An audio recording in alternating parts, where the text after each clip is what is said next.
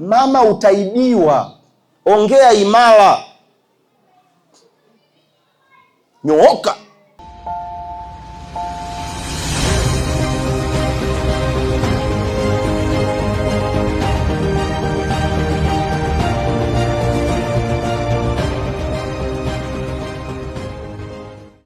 Wako tu mtu anajua unatembea kwa kujiamini, umenyooka kabisa.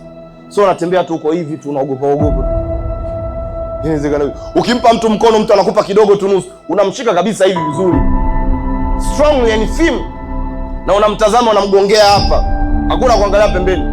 Nilienda mahali watu wanajitambulisha, mtu kashika maiki, kwanza anaangalia huko na huko, anacheka, anakaa chapu, afanakata kwa moja. Sasa anasema huyu mbona kwisha habari. Yaani kwenye hii dunia yenye matatizo ulimwenguni mnayo, yaani hii dunia ina matatizo ya kufa mtu, na wewe unakaa kinyonge. Wewe utatoboa, huwezi kutoboa. Unakuta mwingine ndio hivyo tu, kijana wangu, yaani maisha magumu kama nini. Mama utaibiwa, ongea imara.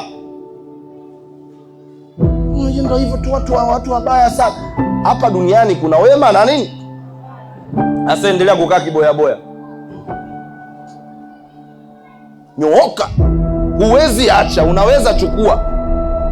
Au mambo ya wokovu, tunaokolewa kwa neema. Kwa neema si ni kama zali la mentali kule duniani tunasema, yaani hujui kama utaokolewa. Umesikia?